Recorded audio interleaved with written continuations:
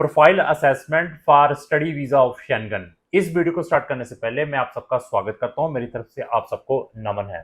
ऐसा है कि मार्केट के अंदर क्या चलता है कि आप एलिजिबल हैं या नहीं हैं। हर एक पर्सन ने टारगेट रखा हुआ है कि हमने मैक्सिमम से मैक्सिमम केस रजिस्टर्ड करने हैं, रिजल्ट आए ना आए। हमारे 80 से 90% रिजल्ट्स हैं अगर कोई भी बच्चा हमारे साथ एंगेज होता है। वीक प्रोफाइल वाले बच्चे को हम ऑलवेज रिकमेंड करते हैं कि आपकी प्रोफाइल के अंदर ये वीक पॉइंट्स हैं, अगर आप इनको फुलफिल कर लेते हैं, इम्प्रूव कर लेते हैं, तो तब आपके वीज़ा आने के चांसेस हैं। देयर आफ्टर हम आपका केस ले सकते हैं।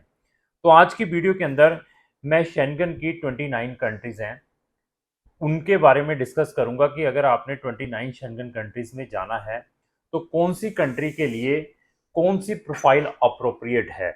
और इवन साइप्रस को डाल के 30 कंट्रीज यूरोप की हो जाती हैं। तो आज की वीडियो के अंदर ये फर्स्ट पार्ट हमारा बनेगा।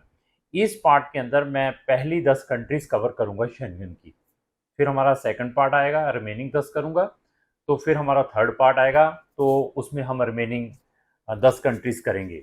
और ये मेरे जो तीनों पार्ट हैं, हमारे दो चैनल हैं, क्रॉन इमिग्रेशन और यूरोपियन स्टडी हब। पहला जो वीडियो है हमारे फर्स्ट चैनल पर भी डल सकती है, सेकंड पे भी डल सकती है। आप दोनों को स्क्रॉल करके इनके बारे में जान सकते हैं। जो आज की मैं 10 कंट्रीज कवर करने वाला हूँ, इन 10 कंट्रीज के हमारी प्ले लिस्टें भी हैं, मतलब हमारे पास 100 कंट्रीज की प्ले लिस्टें हैं। जो 10 कंट्री आज मैं कवर करने वाला हूँ, इनकी प्ले लिस्टें भी मैंने अपने डिस्क्रिप्शन बॉक्स में लगाई हैं।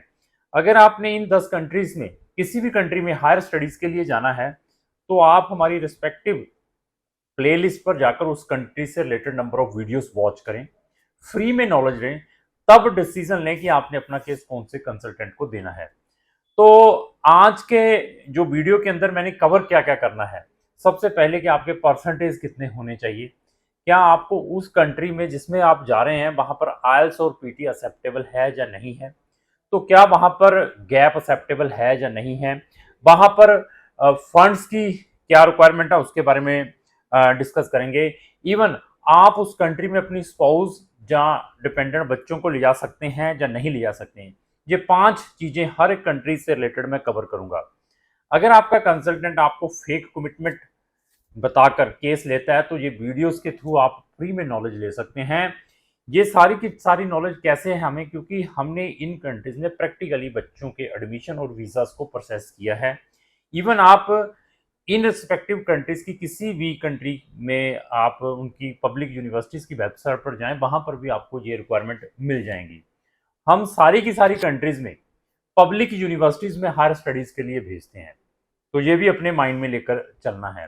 तो इन 5 में हमने एक ट्यूशन फीसेस के बारे में मैंने डिस्कस नहीं किया, और ट्यूशन फीसेस के बारे में भी डिस्कस करेंगे। सबसे पहले हम ऑस्ट्रिया के बारे में डिस्कस करेंगे। ऑस्ट्रिया एक ऐसी कंट्री है यहाँ पर बच्चों को फ्री और इकोनॉमिकल स्टडी मिलती है वहाँ की पब्लिक यूनिवर्सिटीज़ में। बट अभी क्वेश्चन आता है कि ऑस्ट्रिया में जाने के लिए बच्चे के परसेंटेज कितने होने चाहिए। तो मिनिमम से मिनिमम आपके 60% नंबर होने चाहिए, और यहाँ पर 13 साल की स्टडी चलती है। ये मैं मिनिमम रिक्वायरमेंट बताई हैं। जितने आपके परसेंटेज अच्छे होंगे, उतने आपके मैक्सिमम चांसेस हैं पब्लिक यूनिवर्सिटी से एडमिशन आने के। ह्यूमैनिटी वाले स्टूडेंट्स को कुछ नहीं मिल पाएगा यहाँ पर। ऑस्ट्रिया के अंदर बड़ा चैलेंज रहेगा एडमिशन के लिए। बाकी आप कॉमर्स वाले स्टूडेंट हैं, मेडिकल वाले स्टूडेंट हैं, आप नॉन मेडिकल वाले स्टूडेंट हैं, तो we can easily arrange the admission in public university. 60% वाले बच्चा अप्लाई कर सकता है, लेकिन एडमिशन आने के चांसेस है डिपेंड उस इनटेक में कितनी एप्लीकेशंस पड़ी हैं।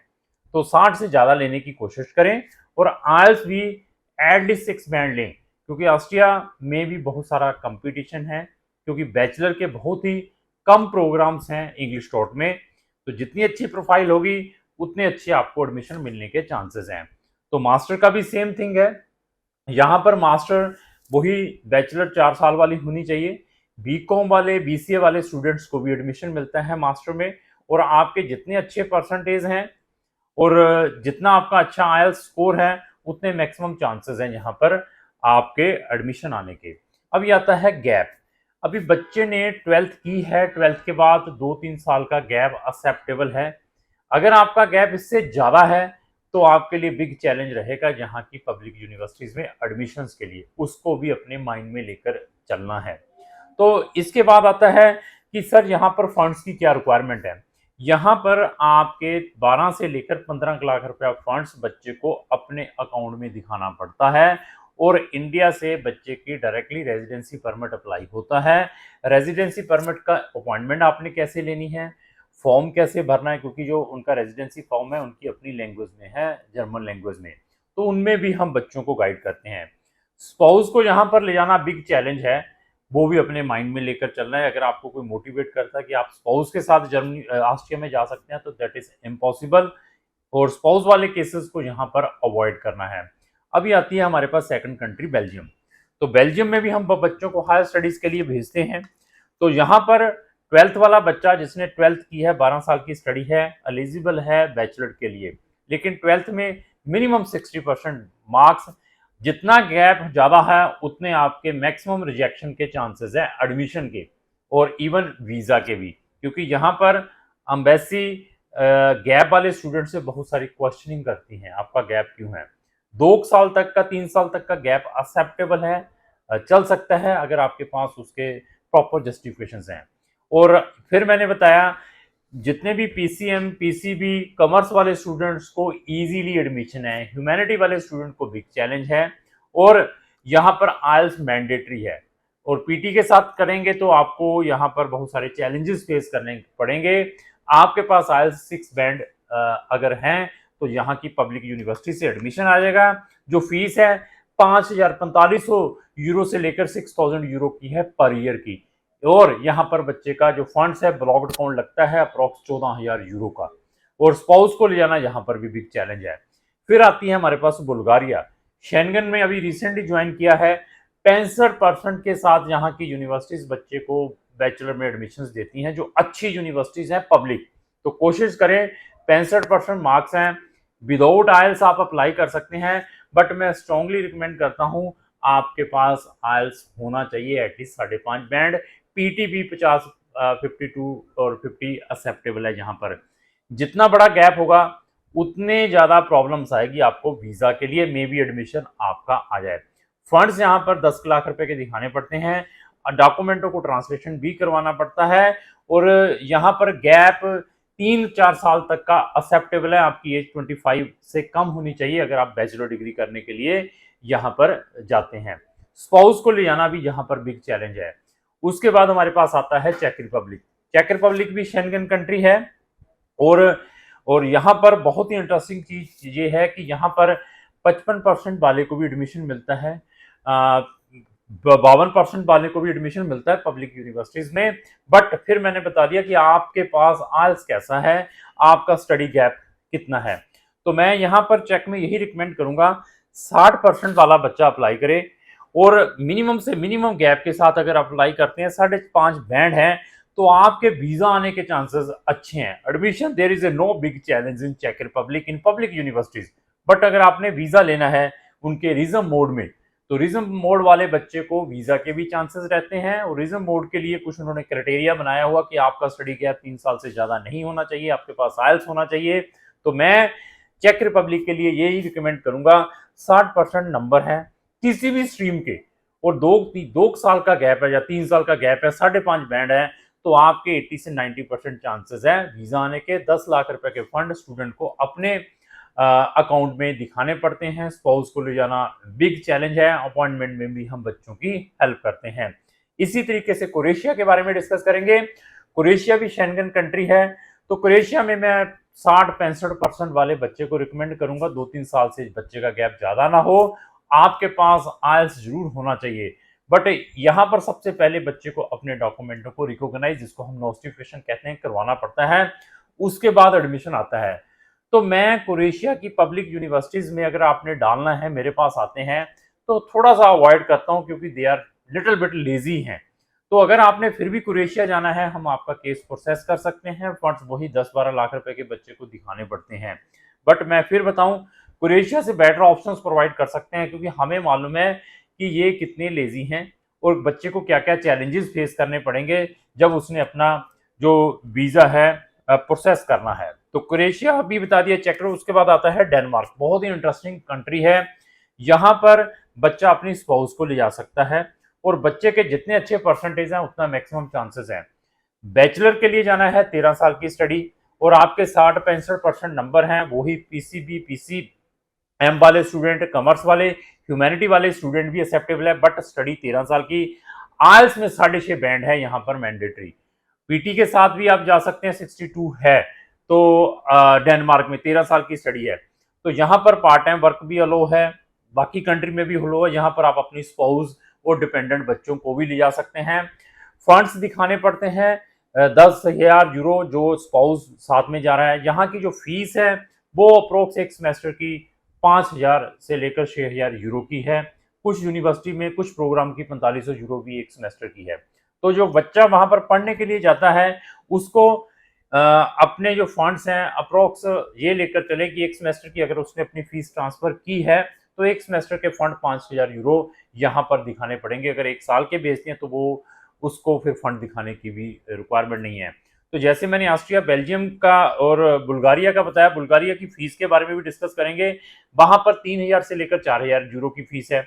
इसी तरीके से जो चेक रिपब्लिक है वहां पर 250 अपना ये लेकर चले 2,500 2500 यूरो से लेकर 3,500 या 4,000 यूरो की फीसेज है। तो अभी डेनमार्क के बाद हमारे पास इस्टोनिया भी आता है।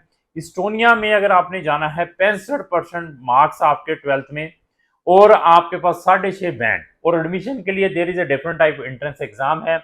स्पाउस ले जा सकते हैं लेकिन उसके लिए बिग चैलेंज है। यहाँ पर बच्चे को फंड भी अप्रोक्स 12 से लेकर 15 लाख रुपए अपने अकाउंट में दिखाना पड़ता है जिस बच्चे ने इस्टोनिया में हायर स्टडीज के लिए जाना है। इसी तरीके से मास्टर वाले स्टूडेंट्स भी जा सकते हैं। जितना कम गैप होगा उतने मैक्सिमम चांसेस हैं आपके एडमिशन के भी और वीजा के भी। इसी तरीके से हमारे पास आता है फिनलैंड। फिनलैंड बहुत इंटरेस्टिंग चीज है क्योंकि बाकी जितनी भी मैंने कंट्रीज बताई हैं 25 साल से कम वाला बच्चा बैचलर करने के लिए जा सकता है। इससे ज्यादा है तो आपको वहां पर प्राइवेट यूनिवर्सिटीज में एडमिशन, पब्लिक यूनिवर्सिटी कोई एडमिशन नहीं देगी, ना ही यहाँ पर आपको वीजा मिलेगा। तो फिनलैंड में there is no any age bar. फिर भी अगर आपने बैचलर करने के लिए जाना है वहां पर, मैं कहूंगा आपकी 30 साल की एज है तो आपको बैचलर में एडमिशन, 35 साल वाले बच्चे को भी यहाँ पर एडमिशन मिल जाएगा बैचलर में, और वीजा के भी चांसेस है। आयल्स और पीटी मैंडेटरी है, 6 बैंड 56 पीटी। यहाँ पर एक साल की फीस अप्रॉक्स 9,000 यूरो से 12,000 यूरो की है। एक साल की फीस भेजने के बाद बच्चे को अप्रॉक्स 10,000 यूरो के फंड, मतलब 11 लाख रुपए अपने अकाउंट में इंडिया में दिखाना पड़ता है। वीजा सक्सेस रेट भी अच्छा है। स्पाउस और डिपेंडेंट बच्चे भी यहाँ पर साथ में जा सकते हैं। फ्रांस, फ्रांस में पब्लिक यूनिवर्सिटीज में एडमिशन लेना बहुत डिफिकल्ट है। अगर लेना है तो पीसीएम पीसीबी वाले स्टूडेंट्स को ज़्यादा मैं रिकमेंड करता हूं, और जिनके 80-85% मार्क्स हैं, 6.5 बैंड हैं, वो बच्चे यहाँ पर बैचलर में एडमिशन ले सकते हैं। गैप 2-3 साल से ज़्यादा ना हो। फ्रांस की प्राइवेट यूनिवर्सिटीज़ को अवॉइड करें जो कि मार्केट के अंदर without oils, without PT admission ही डिस्ट्रीब्यूट कर रही है। वहाँ पर 8-8 हज़ार यूरो से लेकर 10-10 हज़ार यूरो की फीस है। वीज़ा रिफ्यूज़ होने के बाद आपकी फीस स्टक भी हो सकती है फ्रांस के अंदर प्राइवेट यूनिवर्सिटीज़ में। आपने कहीं पर भी जाना है यूनिवर्सिटी के क्रेडेंशियल जरूर चेक करने, अगर नहीं चेक करते तो सबसे बड़ा लॉस आपको खुद को होगा। फ्रांस कंट्री को मैं यही कहूंगा कि अवॉइड करें प्राइवेट यूनिवर्सिटी, कोई भी वहां की प्राइवेट यूनिवर्सिटी है। हाँ, गवर्नमेंट में एडमिशन मिलना बहुत बिग चैलेंज है क्योंकि लिमिटेड सीट्स हैं बैचलर वाले स्टूडेंट्स के लिए। मास्टर के लिए बहुत सारे प्रोग्राम्स आपको मिलेंगे, उनकी फीस भी 3,000 यूरो की, 4,000 यूरो की साल की मिलेगी, क्योंकि अभी इन्होंने रिवाइज किया, पहले इसकी फीस 500,000 यूरो रही है फ्रांस की। तो इसी तरीके से जर्मनी है जहां पर स्पाउस अलाउ नहीं है फ्रांस के अंदर। जर्मनी में अगर आपने पब्लिक यूनिवर्सिटीज में बैचलर करने के लिए जाना है, मैंने फिर बताया आपके पास 13 साल की स्टडी, परसेंटेज मोर देन 70 या 70 से ज्यादा होने चाहिए, आयल्स में मिनिमम 6 बैंड, तो आपकी 25-27 साल एज भी है, आपके पास एजुकेशन है जो मैंने अभी बताई हैं, आयल्स हैं, तो यहाँ पर आप बैचलर डिग्री करने के लिए जा सकते हैं। गवर्नमेंट यूनिवर्सिटीज में कोई भी ट्यूशन फीसेस नहीं है। मास्टर का भी यही ऑप्शन है, अगर आपने मास्टर करने के लिए भी जर्मनी में जाना है, लेकिन परसेंटेज मोर देन 75%, जितना अच्छा आपका आयल्स होगा उतना मैक्सिमम चांसेस है वहां पर आपको एडमिशन के लिए। यहाँ पर जो फंड्स दिखाने हैं बच्चे ने वो ब्लॉक्ड अकाउंट है, अप्रॉक्स 12,000 यूरो का 13 लाख रुपया दिखाना पड़ता है। तो यहाँ पर स्पाउस ले आना बिग चैलेंज है। तो मैंने आज ये 10 कंट्री कवर कर दी हैं। तो रिमेनिंग जो मेरा सेकंड पार्ट आएगा, रिमेनिंग 10 कंट्री करूंगा, थर्ड में भी मैं रिमेनिंग करूंगा। अगर इसके अलावा भी आपकी कोई क्वेरी है जो मैंने इस वीडियो में कवर नहीं की है तो आप मुझे कमेंट्स बॉक्स में उसके बारे में लिख सकते हैं। तो लास्ट यही रिक्वेस्ट है, अगर आपको जो मेरी वीडियो अच्छी लगी उसको लाइक एंड शेयर करना ना भूलें। Thank you.